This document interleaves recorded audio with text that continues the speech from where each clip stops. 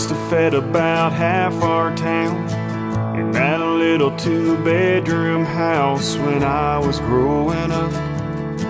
We weren't rich by any means. It was fried chicken and butter beans, but there was always enough.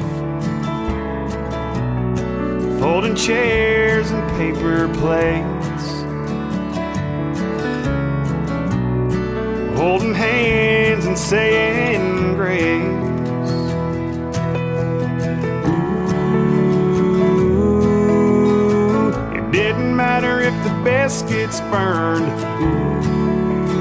ooh, or however many folks there were. Ooh, 'cause somehow we were always able to put another leaf in the table.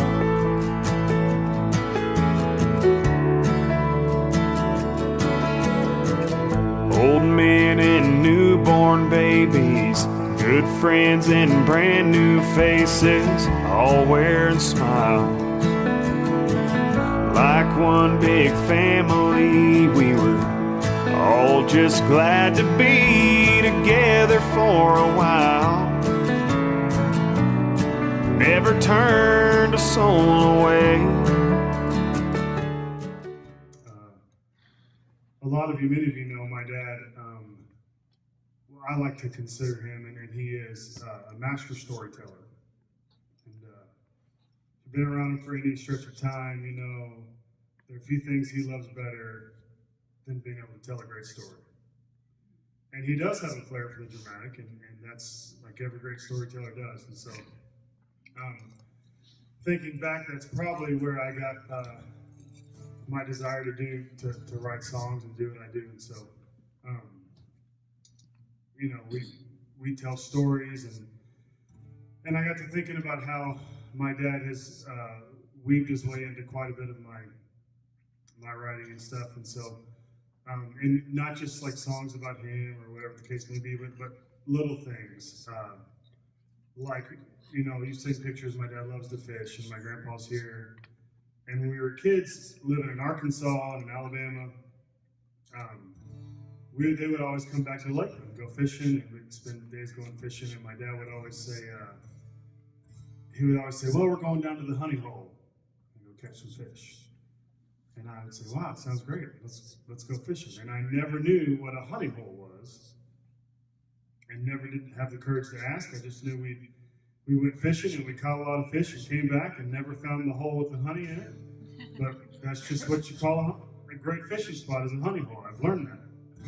And so I just want to do a few songs for you guys and tell you, you know, how my dad has affected me, obviously in so many ways, but in my art as well. And so somehow one day I was thinking about that and the honey hole, and so I said, well, let's write a song about a honey hole.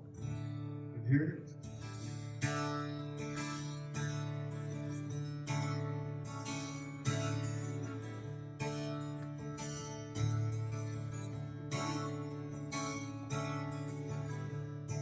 I think it's time we take some time away from the grind, just a one-day getaway. We can leave the world behind there on the shore, find what we're looking for. Honey, I know a honey hole where, honey, we can go. Perfect little spot just to take it easy, cast our cares where it's nice and breezy. And our only job is watching that bobber bob. We can wet a line, bait a hook, take a page from Hemingway's book.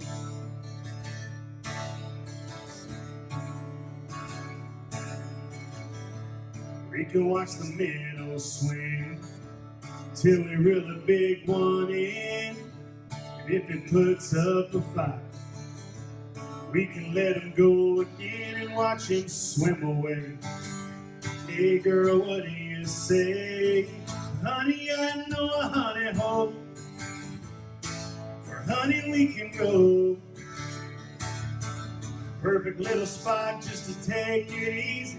Cast our cares where it's nice and breezy. And our only job is watching that bobber bob.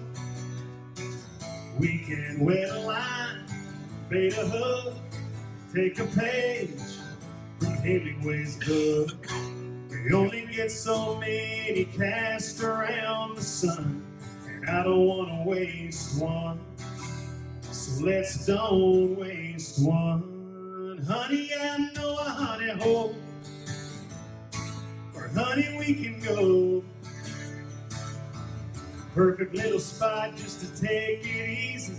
Cast our cares where it's nice and breezy. And our only job is watching that bobber bob.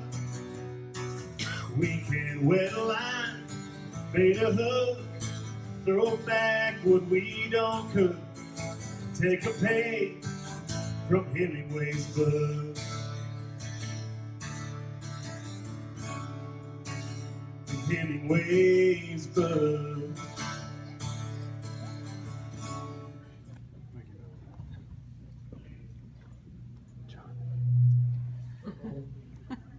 Not used to this. It's different to a fishing pole.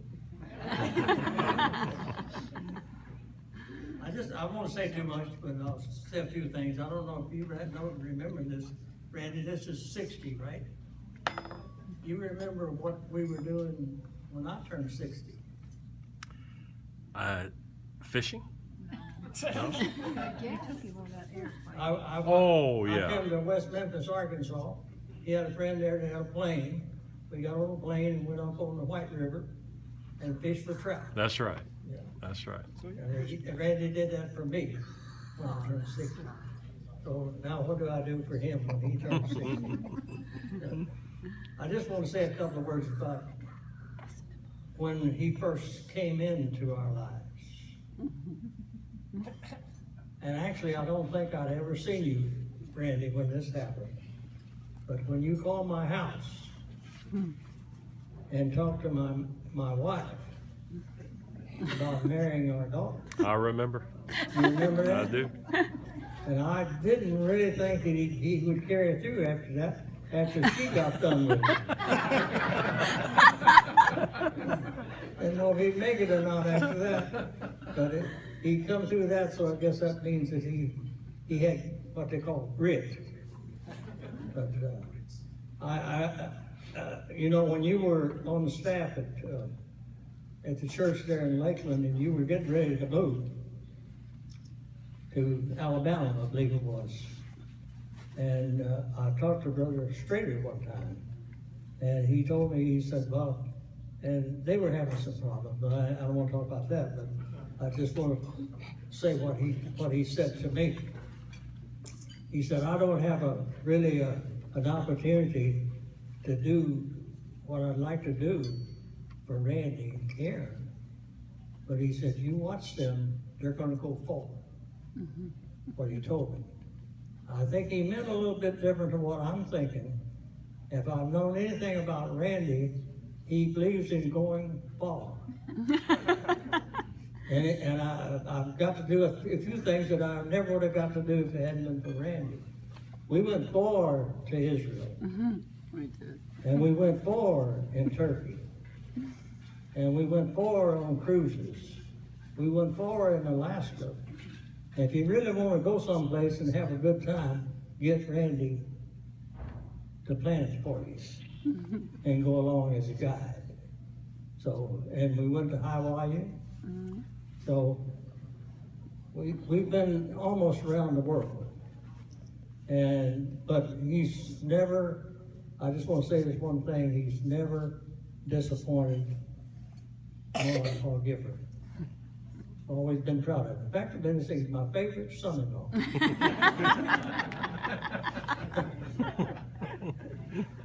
Enough of that. Let's pray. Lord, we are thankful today for all that you mean to us. Lord, we know family means a lot to you. And we believe in family. And we believe in and we believe in friends that become family because of our friendship and our close ties together. And we believe we please you when we're friends and we're friendly and people respect us. And we respect you for helping us to do that. We pray, God, you'll bless this food now, bless us for our bodies, and get your will accomplished in what happens here tonight. In Jesus' name we pray. Amen.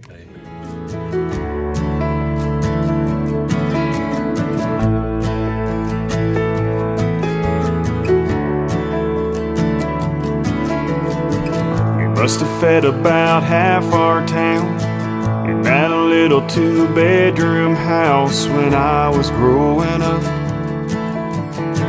We weren't rich by any means. It was fried chicken and butter beans, but there was always enough.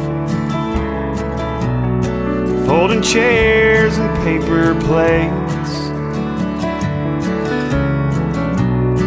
holding hands and saying grace.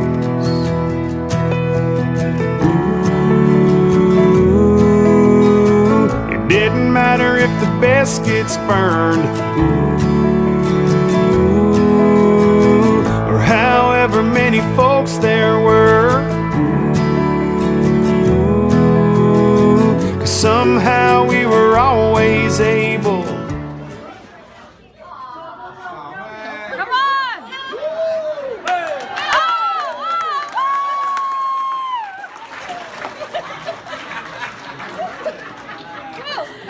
Mercy! It's a lot of smoke. It's a lot of smoke. Smoke follows you. Well, thank you, friends. I never thought I could count 60 candles. Yeah. I certainly never thought I could blow out 60 candles. Thank you for coming and celebrating my 60th birthday. I love you. God bless you for it. You just tremendously made my day. I love you for it. And I just want to say thank you for celebrating with me. God bless you. Thank you. Love you.